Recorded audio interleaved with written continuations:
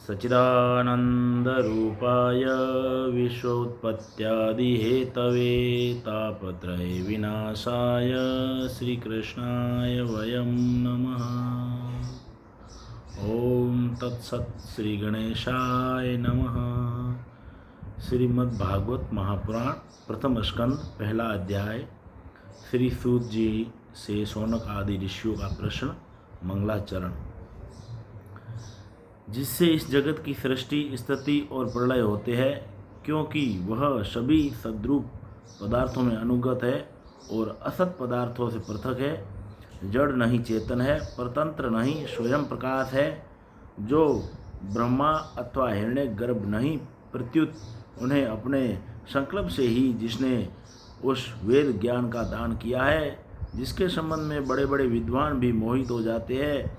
जैसे तेजोमय सूर्य रश्मियों में जल में स्थल का और स्थल में जल का भ्रम होता है, वैसे ही जिसमें यह त्रिगुणमयी जागृत स्वप्न सुषुप्त रूपा सृष्टि मिथ्या होने पर भी अधिष्ठान सत्ता से सत्यवत प्रतीत हो रही है, उस अपने स्वयं प्रकाश ज्योति से सर्वदा और सर्वथा माया और माया कार्य से पूर्णतः मुक्त करने रहने वाले परम सत्य रूप परमात्मा का हम ध्यान करते हैं। महामुनि व्यासदेव के द्वारा निर्मित इस श्रीमद् भागवत महापुराण में मोक्ष पर्यंत फल की कामना से रहित परम धर्म का निरूपण हुआ है।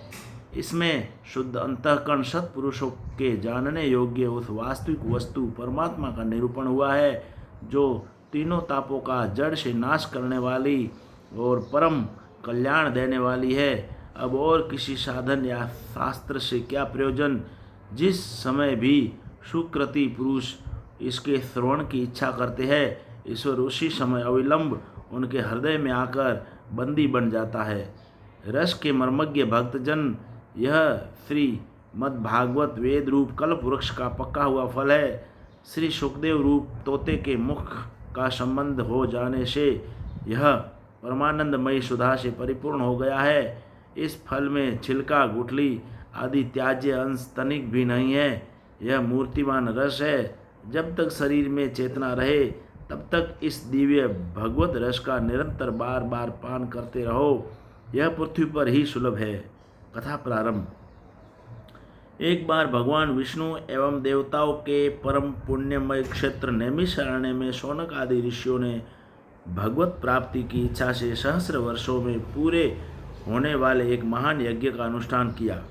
एक दिन उन लोगों ने प्रातःकाल अग्निहोत्र आदि नित्य कृत्यों से निवृत्त होकर सूत जी का पूजन किया और उन्हें ऊंचे आसन पर बैठाकर बड़े आदर से यह प्रश्न किया।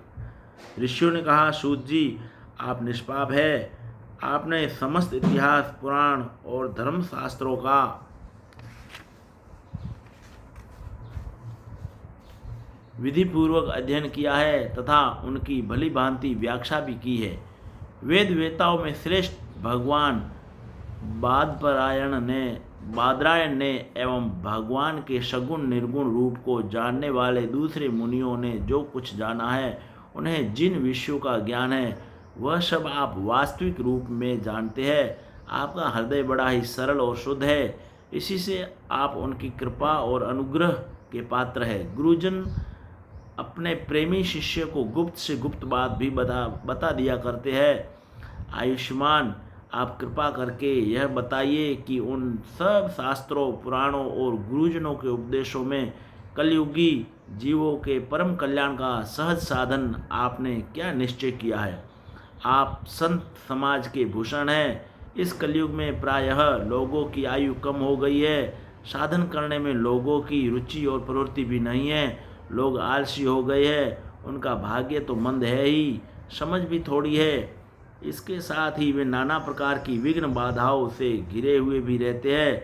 शास्त्र भी बहुत से है, परंतु उनमें एक निश्चित साधन का नहीं, अनेक प्रकार के कर्मों का वर्णन है। साथ ही वे इतने बड़े हैं कि उनका एक अंश सुनना भी कठिन है।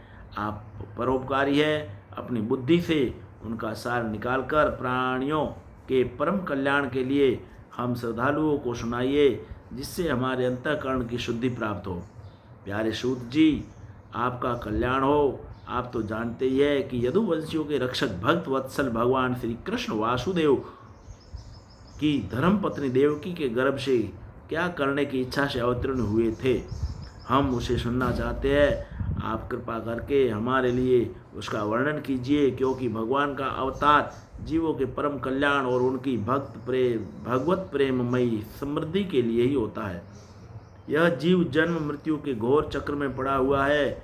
इस स्थिति में भी यदि वह कभी भगवान के मंगलमय नाम का उच्चारण कर ले तो उसी क्षण उससे मुक्त हो जाए, क्योंकि स्वयं भय भी भगवान से डरता रहता है। सूत जी, परम विरक्त और परम शांत मुनिजन भगवान के श्री चरणों की शरण में ही रहते हैं। अतएव उनके स्पर्श मात्र से संसार के जीव तुरंत पवित्र हो जाते हैं। इधर गंगा जी के जल का बहुत दिनों तक सेवन किया जाए तब कहीं पवित्रता प्राप्त होती है। ऐसे पुण्यात्मा भक्त जिनकी लीलाओं का गान करते रहते हैं, उन भगवान का कलिमलहारी पवित्र यश भला आत्मशुद्धि की इच्छा वाला ऐसा कौन मनुष्य होगा जो श्रवण न करे। वे लीला से ही अवतार धारण करते हैं। नारद आदि महात्माओं ने उनके उदार कर्मों का गान किया है। हम श्रद्धालुओं के प्रति आप उनका वर्णन कीजिए। बुद्धिमान सूत जी, सर्वसमर्थ प्रभु अपनी योग माया से स्वच्छंद लीला करते हैं। आप उन श्री हरि की मंगलमय अवतार कथाओं का अब वर्णन कीजिए। पुण्य कीर्ति भगवान की लीला सुनने से हमें कभी भी तृप्ति नहीं हो सकती, क्योंकि रसज्ञ श्रोताओं को पद पद पर भगवान की लीलाओं में नए नए रस का अनुभव होता है। भगवान श्री कृष्ण अपने को छिपाए हुए थे। लोगों के सामने ऐसी चेष्टा करते थे मानो कोई मनुष्य हो, परंतु उन्होंने बलराम जी के साथ ऐसी लीलाएं भी की है, ऐसा पराक्रम भी प्रकट किया है जो मनुष्य नहीं कर सकते। कलयुग को आया जानकर इस वैष्णव क्षेत्र में हम दीर्घकालीन सत्र का संकल्प करके बैठे हैं। श्री हरि की कथा सुनने के लिए हमें अवकाश प्राप्त है। यह कलयुग अंतःकरण की पवित्रता और शक्ति का नाश करने वाला है।